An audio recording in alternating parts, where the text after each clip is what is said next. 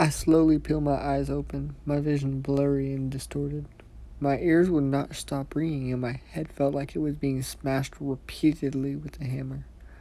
I groaned tired as I slid my legs over the edge of the bed and stand on my feet, staggering forward, rubbing my head, when suddenly my foot collides with something solid, causing me to trip. Turning my head to look at my left leg, I had walked right into my metal bed frame. I didn't understand. My spatial awareness is usually perfect. Why didn't I notice? Then I realized. My hand quickly reaches up to my left eye, feeling around. My skin felt dry and cracked. I started to panic a little. Please don't say that I lift both hands in front of my face so that I could see them both. I slowly parting them. My right hand goes towards the right direction, my left hand going towards the left. But I kept my eyes focused straight ahead, using my peripheral. My right hand stayed visible, but my left hand disappeared. I took a deep breath. It can't be. I can't be. I decided to do one final test. I slowly reached to my left eye, using my fingers to pin my eyelids open, breathing strongly, making sure it stayed open, closing my right eye, instantly bursting into tears, falling to my knees as I sobbed. You would expect us to be able to see, even with one eye closed.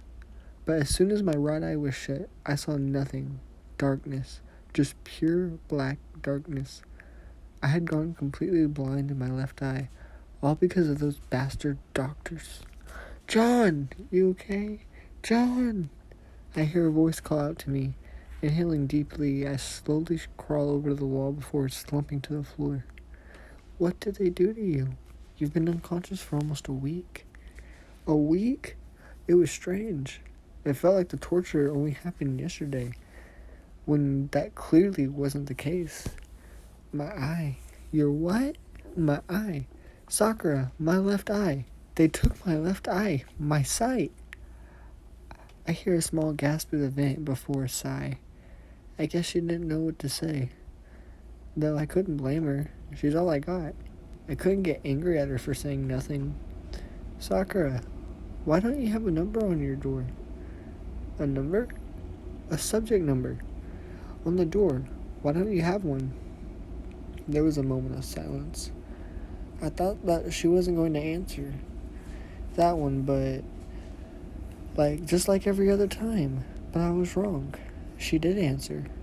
I guess the pause was just her trying to figure out what to say. I don't remember.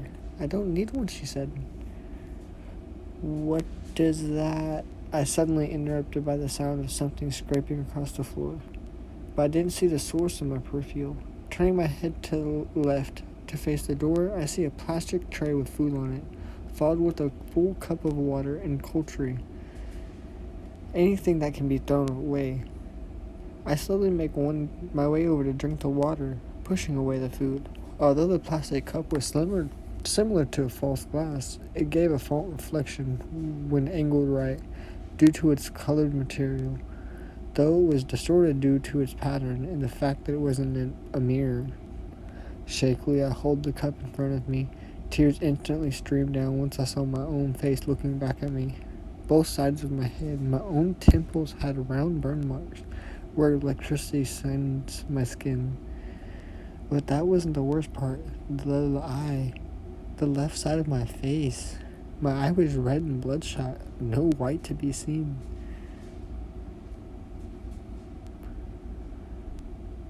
My iris was completely gray and cloudy, lost of all its color.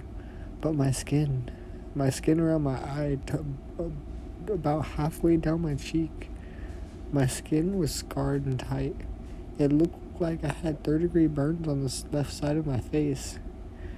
During the torture, my eye felt like it was on fire. Maybe it actually was.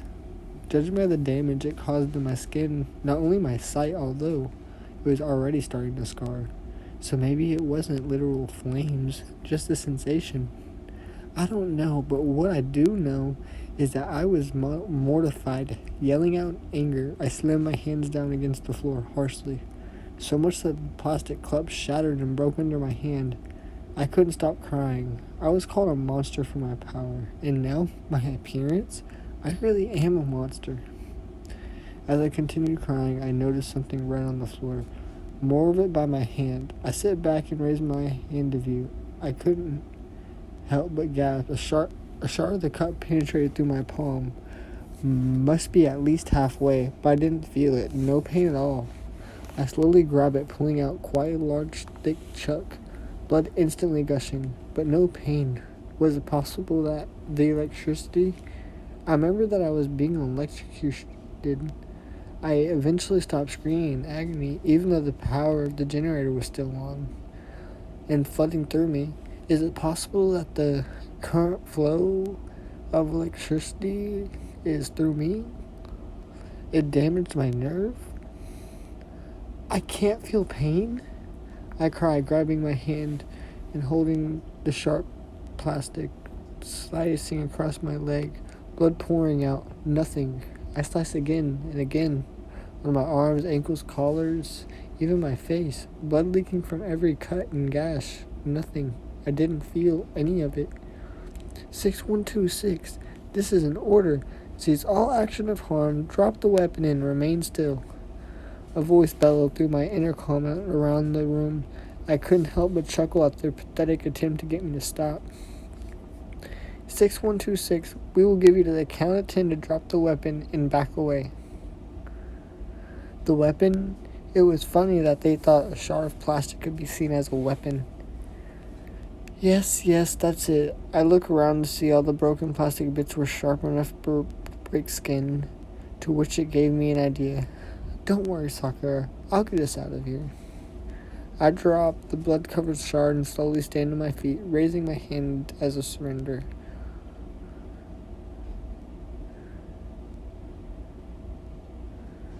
Listening to my blood drip to the floor when suddenly the door to my room opened. 2 doctors and a nurse cautiously entered my room. One doctor restrained me by placing a metal collar and chain around my neck, like some sort of animal. To my memory, the collar also gave paralysis electrical shock. The other doctor and nurse steadily pick up the glass. I couldn't help but chuckle, causing them to look up at me, freezing their cleanup. What's funny? The doctor restraining me hisses. I couldn't see him as he was stood to my left, but I slowly turned my head until he came into view, locking my eyes on him, smirking and swiftly raising my eyebrows to jump. With a sly look, giving him a hint, his face drops, instantly glancing down to the shards of plastic. These bastards had to remember that manipulative technique were my way around things. I increased my stare, to which he begins to shake, dripping the chain, and heading towards the other nurse and doctor.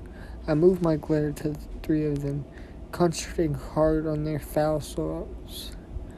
The doctor grunts angrily, and the nurse begins to sob as they desperately try to stop their own hands, grabbing a sharp piece of plastic, lifting it to their necks. You could practically see their strain in attempting to stop themselves, but they were nothing. I smile evilly as I watch the 3 of them slice open their own throats, blood gashing and spitting out blood, bleeding to death. Fucking fools. I was about to remove the chain and collar when suddenly the alarm was activated and my room went into emergency lockdown and a metal door began to shield the exit. I managed to rush out in time, nearly snagging the chain under the door. Whew. Hurrying to Sakura's room, I'm stopped by 2 stripes of yellow police tape ordering no one to enter, marked out across like an X. Ripping it off, I shove open the door, rushing in but instantly gagging, covering my mouth, my nose with my hand. The room scent was dreadful, the smell of rotting and decaying flesh corrupting between my nostrils, the sound of flies buzzing, ringing through my ears. I glanced over to the bed to see a rotting corpse just laid there. It looked like it had been there for years. The flesh appeared slimy and practically melting on the bone. The clipboard on the foot of the frame reading, Sakura's file. This entire time I had been talking to a ghost. Running out of the room as fast as I could, I don't look back and head to medical to treat my wounds. The entire building was now in lockdown, meaning all nurses would be out securing patients, so that room would be empty for me to gather supplies.